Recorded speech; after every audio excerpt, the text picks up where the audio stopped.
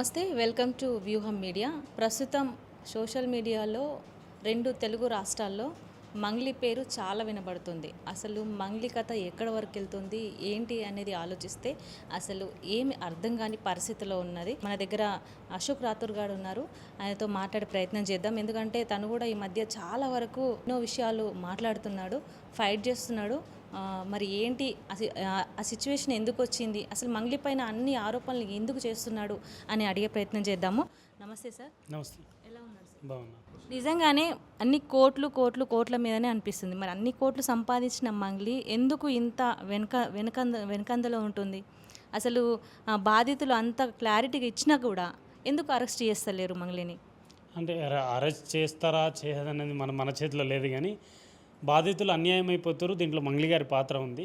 తండా ప్రజలు చూసినటువంటి I witness చెప్తున్నారు. అలాగే వాళ్ళ తమ్ముడు ముందుకొచ్చి డబ్బులు తీసుకుపోయినటువంటి సందర్భాలు చాలా ఉన్నాయి. మాకేం సంబంధం లేనటువంటి మంగ్లీ గారు మా తండాకి ఎందుకు వచ్చిందని వాళ్ళ బాధితులు అడుగుతున్నారు. మా తండాలో కనీసం ఏ పండుగ లేదు కదా, నేను పిలిచిన మూర్ఖుడు ఇవ్వడం తండా ప్రజలు అడుగుతున్నారు.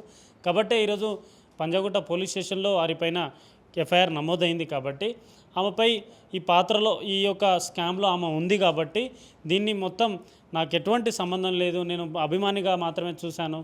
కానీ అభిమానిని ఈ విధంగా నువ్వు తోటలోకి వెళ్ళి ఫోటో దిగుడు, తర్వాత అభిమాని నువ్వు ప్రైవేట్ ఫంక్షన్కి పిలిపించుకోడు, ఇదే అభిమాని నీ బర్త్డే ఫంక్షన్లో ఉండడు, ఇదంతా చూస్తుంటే మంగ్లీ గారి పాత్ర నిజంగానే ఉంది. కానీ ఈరోజు మంగ్లీ గారు ఇన్ఫ్లుయెన్స్ యూజ్ చేసుకొని పెద్దలు తెలుసు కాబట్టి నన్ను ఎవరు ఏం చేయలేరు అనేది ఒక ధీమాతో ఉంది. కాబట్టి ఆమె విఘ్నతగా వదిలేస్తున్నాం. ఎందుకంటే ఈరోజు అంతమంది బాధితులు చనిపోతున్నారు. ఇప్పటికీ 9 మంది ప్రాణాలు పోయినాయి. బహుశా ఈ సంవత్సరంలో చాలామంది ప్రాణాలు పోతాయి. ఇప్పటికైనా ఆమె మేలుకొని నువ్వు ఏం చేసినావు తప్పు, నువ్వు బయటికి రావాలి. పేద ప్రజల డబ్బులు ఎక్కడ పెట్టిరావు అన్నీ పేద ప్రజలకు ఎట్లా తీసుకొచ్చారో అట్లా ఇవ్వాలి. కానీ ఈరోజు ఆ పేద ప్రజలు డబ్బులు లేకపోతే చనిపోతున్నారు. కడుపుకి అన్నం తింటలేరు, కంటికి నిద్ర లేదు. వాళ్ళు డిప్రెషన్లో లోన్ అవుతారు. ఈరోజు తెలంగాణ రాష్ట్రంలో ప్రతి తండలో బాధితులే ఉన్నారు. ఈరోజు కర్ణాటకలో ఉన్నారు, తర్వాత ఆంధ్రాలో ఉన్నారు, మాచర్లలో ఉన్నారు, ప్రతి గ్రామంలో బాధితులు ఉన్నారు.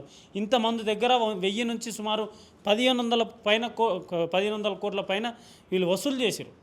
ఒక 500-600 మంది ఏజెంట్లను పెట్టుకొని బాధితుల దగ్గరికి వెళ్ళి తీసుకొచ్చి 10 కోట్లు, 20 కోట్లు, 5 కోట్లు ఇట్లా ఎవ్వరు ఎక్కువ కలెక్షన్ చేసుకొని వస్తే వాళ్ళకి ఫార్చునర్ కార్లు కూడా ఇప్పించారు వీళ్ళు.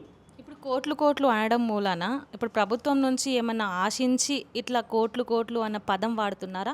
నిజంగానే మంగ్లీ ఒక్కతే ఉందా ఈ విచారణలో? లేదంటే ఇప్పుడు A5గా ఉన్న మంగ్లీ A1కి వస్తున్న ప్రచారం జరుగుతుంది. దీని మీద ఎట్లా చూస్తారు మీరు? అంటే ఇప్పుడు final A1 Balaji, A2 Madhu, తర్వాత వీళ్ళు వస్తుంటారు. దీంట్లో వసూలు చేసింది బాలాజీ స్టార్ట్ చేసిండు. దాని తర్వాత వాని దగ్గర డ్రైవర్గా పనిచేస్తున్నటువంటి ఈ మూర్ఖుడు మధుగాడు వాని దగ్గర చూసుకొని వాడు అక్కడ ఆఫీస్ పెట్టుకొని గోకులానందన్ అనే పేరు, తర్వాత శుభక్షేత్ర అని, తర్వాత రైస్ మిల్లు కొంటా అని చెప్పేసి, సిమెంట్ ఫ్యాక్టరీ కొంటా అని చెప్పేసి, నల్గొండ జిల్లాలో ఉన్న ప్రతి వైన్స్ మనమే కొనాలని చెప్పేసి వీళ్ళందరూ ఒకటే రోజులో ఒక 110 ఐఫోన్లు కొన్న రోజులు ఉన్నాయి వీళ్ళకి. వీళ్ళు ఒకటే ఎక్కడికి వెళ్ళినా ఒక 10 ఫార్చునర్ కార్లు పోతుంటాయి, 10 ఇన్నోవా కార్లు పోతుంటే ఎవరైనా ఆశ్చర్యపడ్డారు. అందుకే ఇప్పుడు నేనేం లేనను, నేను డబ్బులు తీసుకొస్తే నాకు ఫార్చునర్ కార్ అనిపిస్తే నా దోస్తు కూడా చెప్తా, నువ్వు కూడా ఏదైనా చెయ్యి, ఇట్లా ఫార్చునర్ కార్ ఇప్పిస్తాడు. ఆశపడ్డారు. ఎవరికైనా పెడతా అంటే ఆశ, కొడతా అంటే భయం ఉంటుంది. వాళ్ళు ఆశపడ్డారు, ఇచ్చారు, మునిగి. మంగ్లీ కూడా మరి డ్రైవర్ కానీ వీళ్ళందరికీ కూడా సాయం చేసే దృక్పథంతో ఉంది అనుకోవచ్చు, కానీ నిజంగా తను మోసం చేసే ఆలోచన లేదు అని అనుకోవచ్చు కదా. మోసం చేయనప్పుడు అబద్ధాలు ఎందుకు ఆడాలి? ప్రపంచం అంతా చూస్తుంది కదా. నువ్వు చెప్పిన మాటలు ఎక్కడైనా కరెక్ట్ ఉన్నాయా? నువ్వు చెప్పిన మాటలు ఎక్కడైనా నిజం ఉందా? మరి నిజం ఉంటే ఈరోజు ఎందుకుందా అవి అబద్ధాలు అవుతున్నాయి? నువ్వు చెప్పిన ప్రతి ఒక్క మాటలు అబద్ధాలు అవుతున్నాయి. దానికి సాక్ష్యాలన్నీ మేము బయటికి పెడతాము. దీనికి మ్యాచ్ అయితే ఎందుకు అబద్ధాలు ఆడుతుంది? ఒకటేసారి కలిసిన పాపానికి నేను క్షోభను అనుభవిస్తాను. మరి పబ్లో కలిసింది ఎన్నోసారి, మరి నువ్వు బర్త్డే ఫంక్షన్లో కలిసింది ఎన్నోసారి, మరి నువ్వు తోటలో కలిసింది ఎన్నోసారి, జైరాబాద్ వెంచర్లో కోసం పోయినది ఎన్నోసారి, నువ్వు కర్ణాటకలో కలిసింది ఎన్నోసారి, నువ్వు తండాకే 3 సార్లు పోయినావంట. ఇది ఎన్నోసార్లు? ఒక్కసారి అభిమాని కలిస్తే ఇన్నిసార్లు ఎందుకు పోయిండు? మరి అభిమాని ఈ విధంగా కూడా మోసం చేస్తాను. ఇట్లా ఎంతమంది అభిమానులు ఉంటారు కదా, మరి ఎంతమంది అభిమానుల దగ్గర నువ్వు ఇట్లా చేసినావు? మరి అది కూడా చెప్పరాదు. ఇప్పుడు ఇన్ని మాట్లాడుతున్న మంగ్లీ వెనకాల ఇంకెవరైనా ఉండే అవకాశం ఉందంటారా? తప్పకుండా ఉంటారు. తప్పకుండా ఉంటారు, మెల్లమెల్లగా బయటికి వస్తాయి అన్నీ. ఎందుకంటే దీంట్లో ఫెయిర్ ఇన్వెస్టిగేషన్ చేయాలి. దీంట్లో అమౌంట్ ఎక్కడెక్కడ నుంచి ఎక్కడెక్కడ ట్రాన్స్ఫర్ అయింది అన్నీ పూర్తి ఆధారాలు డిపార్ట్మెంట్ ఈఓడబ్ల్యూ దాన్ని సీరియస్గా తీసుకుందని కంటిన్యూ న్యూస్ మన మీడియా మాధ్యమాలలో చూస్తున్నాము. అది అట్లా జరిగితే సంతోషం.